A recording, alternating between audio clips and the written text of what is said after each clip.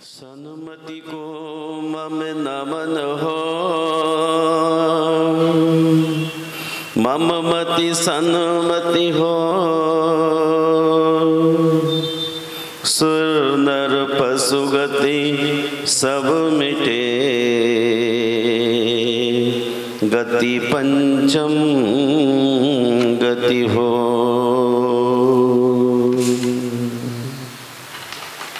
जय बोलिए विश्ववंद महावीर भगवान की जय। संत श्रोमणी आचार्य गुरुवर श्री विद्यासागर मुनि राज की जय जय।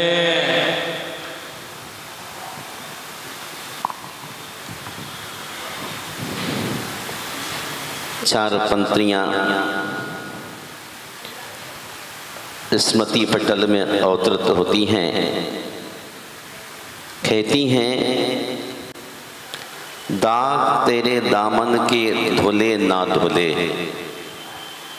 दाग तेरे दामन के धुले ना धुले, नेकी तेरी कहीं पर तुले ना तुले, मांग ले गलतियों की माफी ईश्वर से, मांग ले गलतियों की माफी ईश्वर से। क्या पता ये आंख खुले कल खुले ना खुले, बहुत ना खुले। वास्तव में सच्चाई यही है। इस दामन में बहुत दाग लगाए हैं इस जीव ने, और कल का भरोसा नहीं, अगले पल का भरोसा नहीं कि आँख खोले या ना खोले। संसारी प्राणी हमेशा कहता है कि भगवान मैं क्या कर सकता हूं। सामने वाले व्यक्ति ने क्रोध दिला दिया और मैं पूरी तरह से गर्म हो गया। लेकिन महानुभाव, जब हम ईश्वर में तन्मय होते हैं तब योग उपाय, योग प्रवृत्ति और योग प्रवाह अपने आप हृदय में उठने लगता है। जब हम ईश्वर में तन्मय डूब जाते हैं तब योग उपाय, योग प्रवृत्ति और योग प्रवाह अपने आप हृदय में उठने लग जाता है। लेकिन हम जब ईश्वर में तन्मय हो, आपको विदित होगा, जब तक आप खुद न चाहें कभी पांव गलत उठते नहीं। जब तक आप खुद ना चाहें पांव कभी गलत उठते नहीं, क्योंकि ईश्वर ने हाथ पांव के साथ उस पर काबू रखने के लिए दिमाग भी दिया है। अगर ब्रेन में कोई नस ढीली पड़ जाए तो हाथ पांव नहीं उठते, दिमाग ही ऑर्डर देता है और उसके ऑर्डर पर हम चलते रहते हैं, कभी नहीं थकते। इसलिए आज हम सौगंध उठाने के लिए तैयार हों कि अपने ईश्वर के चरणों में पिछले किए हुए गुनाहों को स्टॉप करने का भाव पैदा हो। जब ईश्वर की अदालत में एक रोज में एक बार आप चले जाएं तो आप पाएंगे वहां कोई निर्णय गलत नहीं होता। लेकिन ईश्वर की अदालत में हम नहीं पहुंच पाते। हम उस वक्त अपने में होते हैं जब क्रोध में होते हैं, और जब अपने में होते हैं तो काबू से बाहर निकल जाते हैं। काबू से बाहर होना ही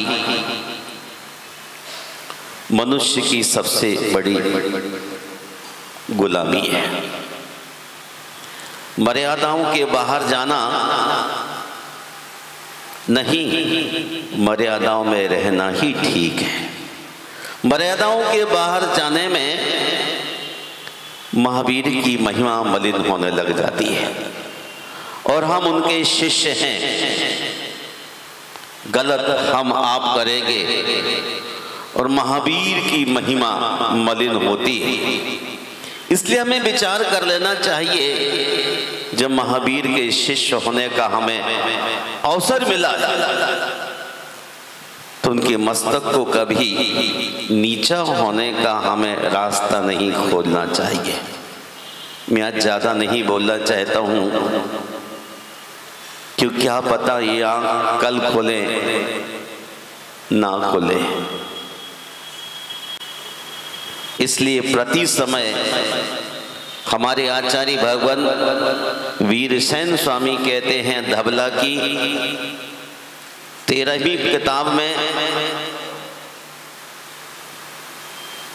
सोयण भोयण पयाण पच्चावण सत्य पारंबादी क्रियासु नीमेन अरंत नमक्कारो कादपो। सोते समय, भोजन करने के पहले, आते जाते,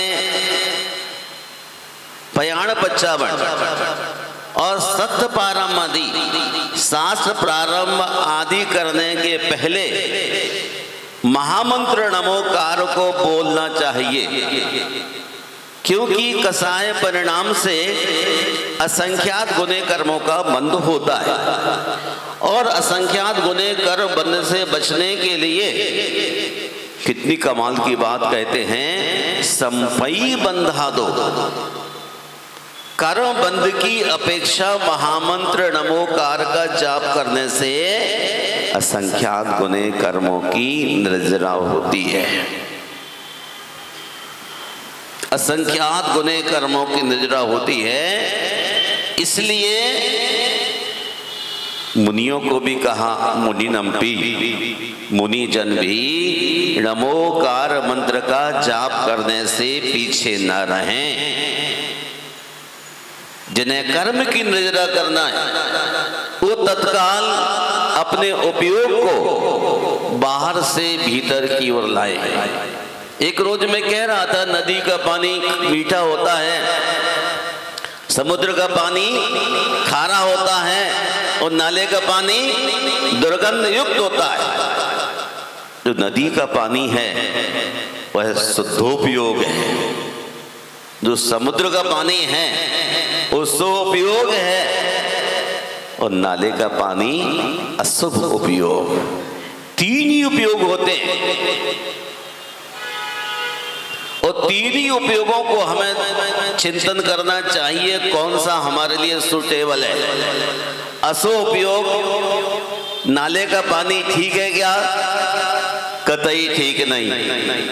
खारा पानी आनंद लिया जा सकता है समुद्र किनारे बैठ के, लेकिन प्रमोद भाव नदी के पानी पीने से ही आएगा। तृषा की शांति नदी का पानी पीने से ही होती है। हमें भी अपने उपयोग को अशुभ से शुभ में और शुभ से शुद्ध में लाने के लिए उपक्रम करना अनिवार्य है। कैसे करें? अभी आप पढ़ रहे थे, तीर्थंकरों की दिव्य ध्वनि दिन रात में कितने बार होती है? 4 बार। कभी समोशरण में जाके सुनी है क्या?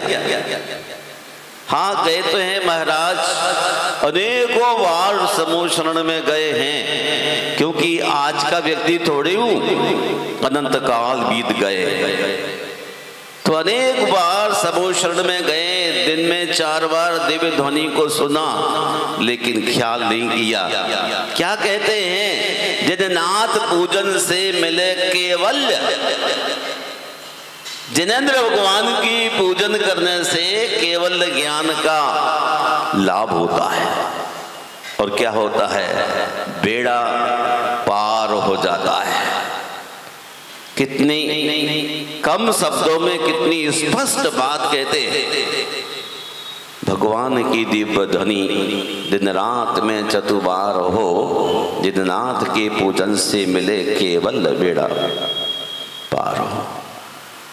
ऐसी हमारे अंदर योग्यता कब उत्पन्न होगी?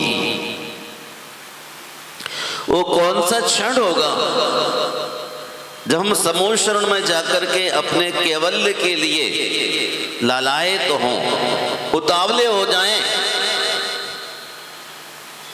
कहीं सामूहिक भोजन हो रहा हो और वहां पर कौन से रसगुल्ला धन्ना भाई बनवाए थे, सफेद वाले रसगुल्ला जिस पर केसर लगी हुई थी, तो लोग कैसे उतावले होते हैं ना, एकदम हाथ मारना चाहते, ये सफेद रसगुल्ला केसर वाला मुझे लेना ही है। समूह शरण में जाने के बाद हमें ऐसा महसूस होना चाहिए कि केवल इन्हीं भगवान की पूजन से मिलता है, संसार के दुख का अंत हो जाता है।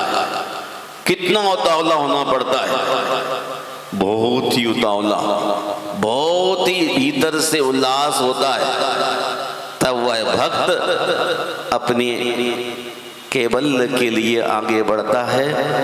आज इस युग में कैवल्य नहीं है, लेकिन रियाज तो की ही जा सकती है, अभ्यास तो किया ही जा सकता है उन चीजों से बचने के लिए जो हमारी अपनी नहीं है।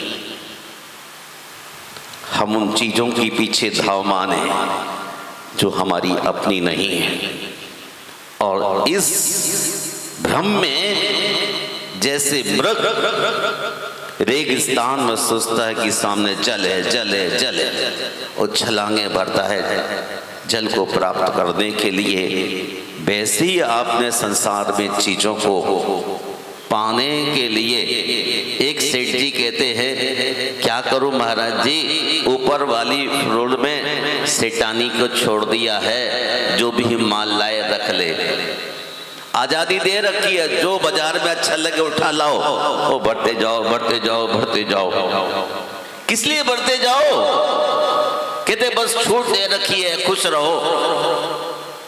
लेकिन ये चीजें साथ नहीं देने वाली है। जब घुटनों में दर्द होता है तो अपने हाथ में डले आभूषण, गले में पड़े डायमंड के हार भी चुभने लग जाते हैं।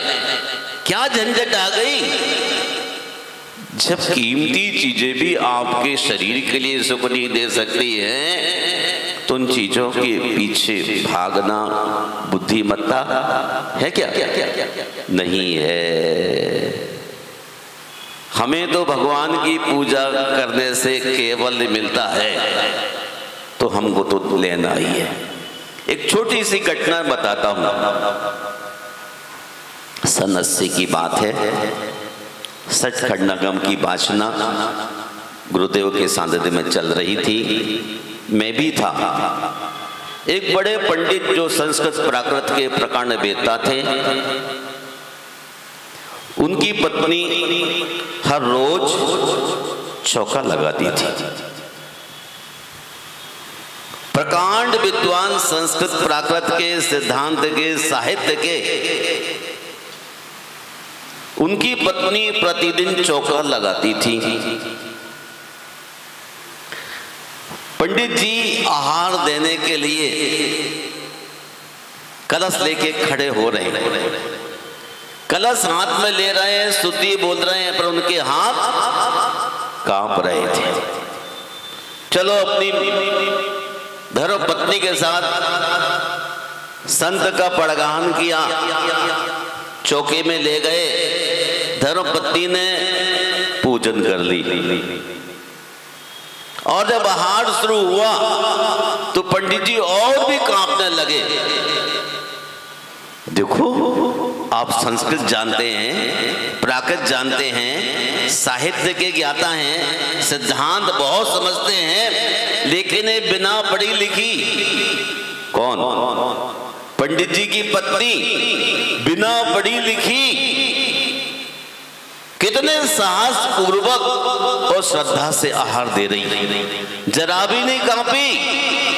वो कहती, अरे पंडित जी, वो प्राकृत संस्कृत कहाँ गई तुम्हारी, कितने कांपते हो आप? तो शब्दों का ज्ञान शब्दों तक ही होता है, लेकिन जिस व्यक्ति के अंदर श्रद्धा होती, ज्ञान ना भी हो तो भी वह केवल को प्राप्त करने की दिशा में आगे चली जाती है। मैं खास बात ये बताना चाहता हूं कि मनुष्य के भीतर जब श्रद्धा होती है तो वह केवल की दिशा में आगे बढ़कर अपना लक्ष्य साध लेती है। आपको भी चाहिए इतने शरीर के गुलाम मत बने कि कुछ भी नहीं हो सकता है। शरीर के गुलाम कौन बनते हैं? वही जिनके पास धीरे धीरे लक्ष्मी का बसेरा होता जाता है। वरना अपने बर्तन आप खुद मांजते हैं, आटा स्वयं चक्की से निकालते थे, मक्खन भी स्वयं दोनों हाथों से तैयार करना होता था, परिवार के लिए भोजन निष्पन्न करना होता था, सारे काम करते थे ना, सारे ही काम करते थे। लेकिन जैसे जैसे वस्तुओं का डेवलपमेंट हो गया, वैसे वैसे शरीर निकम्मा हो गया। पता है, सुनील जी से कहेंगे तुरंत दोनों करोड़ आ जाएंगे। एक बार कहती 3 लगा देंगे, पर अब सोचो कि हम अपने शरीर के लिए स्वयं खराब करने चले जा रहे हैं।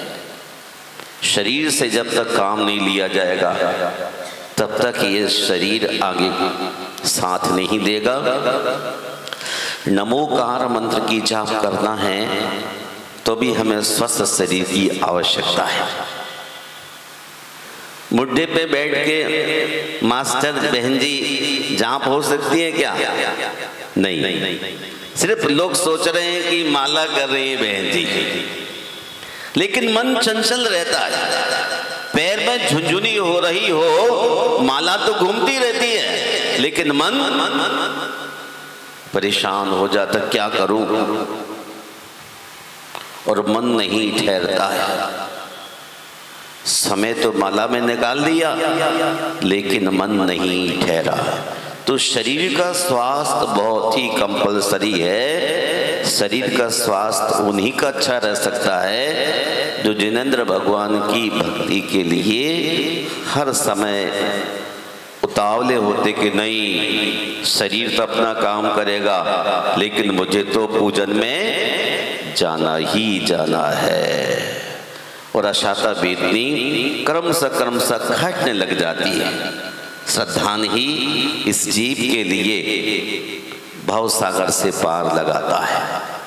मैं आप सबके मंगल की कामना करता हूँ और चाहता हूँ कि कैवल्य प्राप्त करने के लिए श्रावक के जीवन के संविधान में 6 जो कर्तव्य बतलाए गए, उनमें पूजन प्रथम है। उसके लिए करते रहे। एक बहन का देखो आज जन्मदिन था, जो 11 बजे सो के उठती है, वो 6 बजे तैयार होके मंदिर में पहुंच रही है। ये श्रद्धा की बात है ना, अपना जन्मदिन है ना, अपना 6 बजे खड़े हो गए। ऐसी सोच लो कि भगवान, अपने भगवान का जन्मदिन है। किसका? अपने भगवान का, अपने भगवान महावीर स्वामी का। हाँ, महावीर स्वामी का। अब तो 5 बजे ही चलना है तो चलेंगे, अपने भगवान का। ऐसा जब महसूस होता है, दादियों को देख लो, 2 साल के पोते का यदि कोई फंक्शन करना हो बैंक्वेट में, तो 10 दिन से दादियां किस तरह से मशक्कत करती रहती है। क्यों दादी जी? घुटनों में ताकत आ गई, शक्ति नगर और कमला नगर से खरीदी भी हो गई। यहां मंदिर आने में कहते घुटनों में पेन होता है। देख रहा था पेन तो जरूर होता, अभी भी ऐसे हो रहे थे, पेन तो होता है लेकिन पेन भूल जाते हैं। ऐसे ही केवल ज्ञान प्राप्त करने के लिए हमें अपने भगवान का जन्मदिन है, चलो अभी चलते हैं, दूसरे काम बाद में कर लेंगे। बात समझ में आ रही? नहीं, बहुत सीधी सीधी बात कर रहा हूं आज। जिस दिन लगेगा हमारे अपने भगवान का जन्म है, दीन अपने आप कूच कर जाएगी। हमें अपना कल्याण करना है, फिर भी हम कुर्सी पर आए लेकिन मंदिर आए, कैसे भी आए मंदिर आए।